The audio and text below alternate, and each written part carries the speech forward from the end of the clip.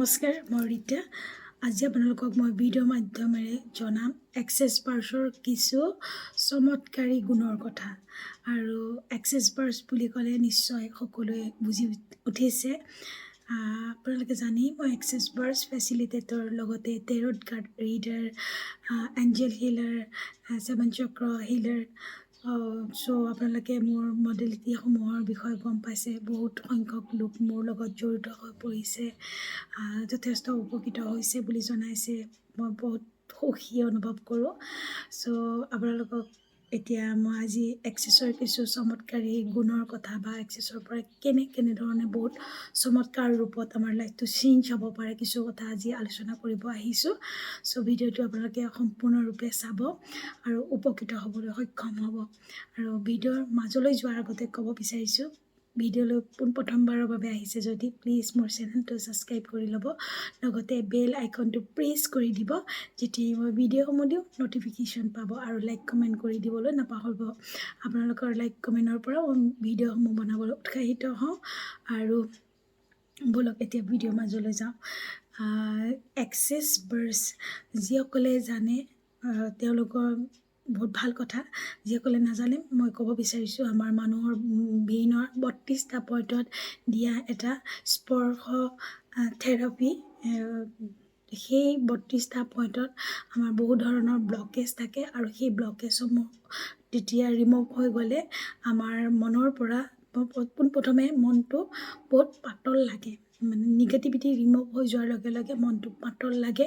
আৰু আমাৰ ব্লকেজবিলাক প্ৰথমতে আমাৰ negative belief system, negative thinking, negative পেটাৰ্ণছবিলাকৰ কাৰণেই, আমাৰ নিগেটিভ এনাৰ্জিবিলাকৰ কাৰণেই লাগি যায়।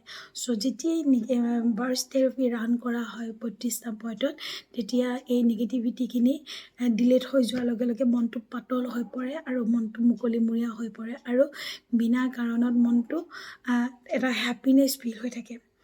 আৰু হেপিনেছত যেতিয়া হেপি হৈ মানুহ থাকে তেতিয়া লাইফলৈ চব এট্ৰেক্ট হৈ আহে। হেপি হৈ থাকিলে উৰ্জা হয় মই উৰ্জাৰ বিষয়ে কৈ থাকোঁ, তেতিয়া লাইফলৈ এটা এটাকৈ সকলো অপৰচুনিটি আহিবলৈ ধৰে। আৰু এক্সেছত কি আছে জানেনে? আমাৰ যিটো ৰোগ প্ৰতিৰোধ ক্ষমতা বয়স হোৱাৰ লগে লগে কমি আহে। আৰু আমি কওঁ সৰু ল'ৰা ছোৱালী পৰিলে সৰু ল'ৰা ছোৱালী সোনকালে ৰিকভাৰ হয়, তেওঁলোকৰ ৰোগ প্ৰতিৰোধ ক্ষমতাটো বেছি। চ' আমাৰ বয়স হোৱাৰ লগে লগে ইমিউনিটি ছিষ্টেমটো হ্ৰাস পাবলৈ ধৰে। চ' এক্সেছত এটা সুন্দৰ পদ্ধতি আছে।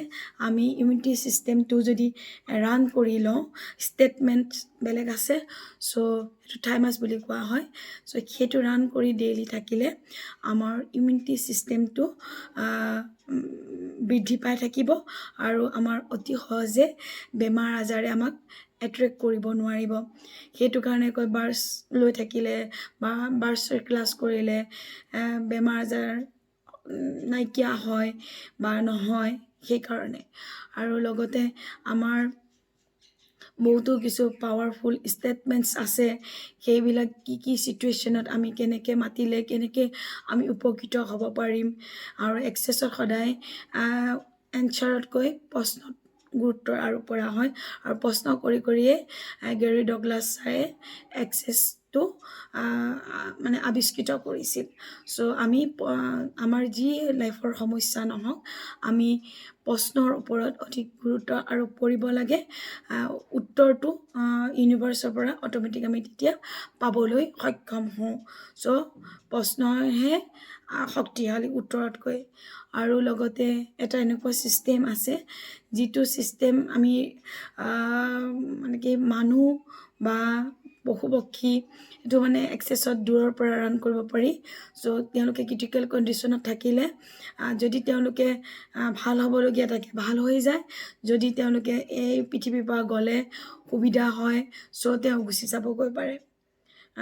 গুচি যোৱাত সহায় কৰে সেই ছিষ্টেমটো ৰান কৰি দিলে, আৰু কষ্ট খাই নাথাকে।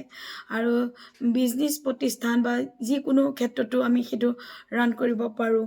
যিকোনো ক্ষেত্ৰতো আমি নিজৰ বডিটো আমি ৰান কৰিব পাৰোঁ। যেতিয়া বডিত নালাগাখিনি গুচি যাব আৰু লাগাখিনি ৰখি যাব। কিমান সুন্দৰ পদ্ধতি হয়।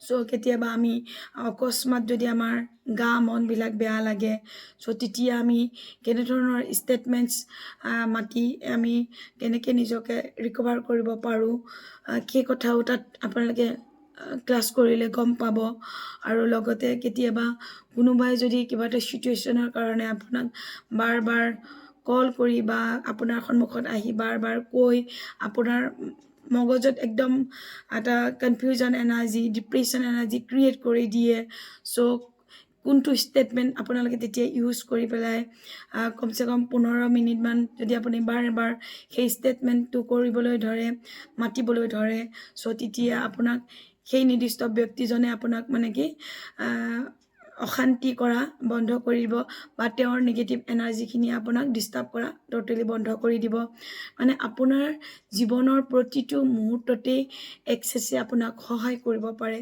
আৰু মই যিমানেই মানে কি মানুহৰ লাইফত জীৱনত বেমাৰ নাথাকক যেনেকুৱা প্ৰকাৰৰে বেমাৰ নহওক ডক্টৰৰ ওচৰততো যাবই লাগে কিন্তু কিছুমান বেমাৰ ডক্টৰৰ ওচৰত গৈ লাইফ টাইম মেডিচিন খাই থাকিলে মানে লাইফ টাইম খাবই লাগিব চ' আপোনালোকে যদি সেই মেডিচিনৰ লগত যেতিয়া ভাৰ্চ থেৰাপিবিলাক ৰান কৰিবলৈ ল'ব চ' নিজে গম পাব যে পিছত বাছ লওঁতে আপোনাৰ বডিত মেডিচিন ল'বলগীয়া হয় নে নহয় নিজে গম পাব যেতিয়া বাছ লোৱাৰ কণ্টিনিউৱাছ লোৱাৰ পিছত পৰীক্ষা কৰি চাব চব নৰ্মেল হৈ গ'ল অভিয়াছলি আপুনি নিজেই তেতিয়া মেডিচিন নল'ব চ' তেনেকুৱা কথা ইউনিক ধুনীয়া পদ্ধতি আছে আৰু এটা মানে কি আচৰিত মই বুলি কওঁ এক্সেছত যে চমৎকাৰী গুণ যে এক্সেছ বহুত ছাইড ৰানিং হয় চ' বেলেগক দিলে মই নিজে এনেই সুস্থ হৈ থাকিম মই আকৌ বেলেগৰ পৰা নল'লেও তথাপিও সুস্থ হৈ থাকিম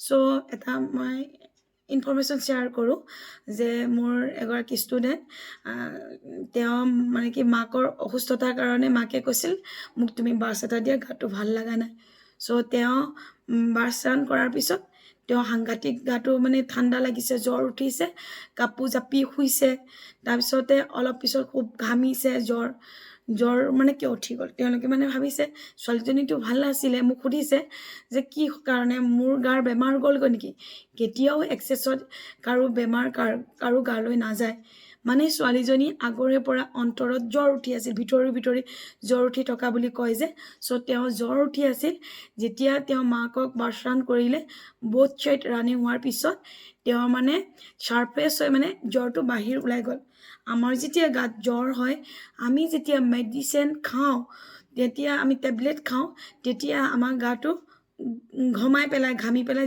জ্বৰটো ওলাই যায় চ' তেওঁ মেডিচিন খোৱা নাই বাছ ৰান কৰিছে কিন্তু তেওঁ অন্তৰত থকা জ্বৰটো বাহিৰলৈ ওলাই গ'ল আৰু তেওঁ ভাল হৈ গ'ল চাওকচোন how does it get any better then this medicine নোখোৱাকৈ কেনেকৈ নিজৰ বেমাৰটোও ধৰা পৰিলে আৰু ছাৰপ্ৰাইজ হৈ ওলাই গুচি গ'ল ত' তেনেকৈ বহুতেই এক্সেছত মানে মেজিক হয় মানে কি প্ৰত্যেকটো মানে চিটুৱেশ্যনতে আপুনি এক্সেছৰ দ্বাৰা পজিটিভ থাকি যদি আপুনি আগবাঢ়ি যায় ৰিকভাৰ হ'ব পাৰিবই এইটো মানে কি নিজেই জড়িত হৈ বুজি পাইছোঁ তেনেধৰণৰ বহুতো এক্সাম্পল আছে কৈ থাকিলেতো শেষেই নহ'ব এক্সেছে মানে আমাক হেল্থ ৱেল্থ মানি ৰিলেশ্যনশ্বিপ এভৰি চিটুৱেশ্যন আমাক ৰিকভাৰ কৰি আমাক এটা সুন্দৰ জীৱন যাপন কৰাত সহায় কৰিব পাৰে প্ৰত্যেকটো মুহূৰ্ততে বেলেগ ধৰণৰ ষ্টেটমেণ্টছসমূহ আমি ব্যৱহাৰ কৰিলে উপকৃত হ'ব পাৰোঁ আৰু যেতিয়া এক্সেছৰ ক্লাছসমূহ কৰা হয় কেনেকুৱা চিটুৱেশ্যনত কি মাতি আপোনালোকে উপকৃত হ'ব পাৰিব কি চিটুৱেশ্যনত কি ষ্টেটমেণ্টছ ইউজ কৰিবলগীয়া হয় তেনেকুৱা চব বুজাই দিয়া হয় আৰু কিছু সংখ্যকে কয় যে এক্সেছত মানে কি কিতাপখনৰ ইমান বোলে গুৰুত্বই নাই মেইন বোলে থেৰাপি দিয়া সেই কথাটো একদম ভুল কিতাপখনৰ গাইড বুকছখনৰ কথাখিনি ভালকৈ A to Z বুজি পোৱাটো বহুত ডাঙৰ জৰুৰী ঠিক আছে আজিলৈ আহিছোঁ আপোনালোকে যদি মোৰ লগত এক্সেছ ক্লাছ বা মোৰ অন্য মডেলিটিসমূহৰ লগত আপোনালোকে জড়িত হ'ব বিচাৰে তেনেহ'লে মোক যোগাযোগ কৰিব thank you God bless you love you all bye by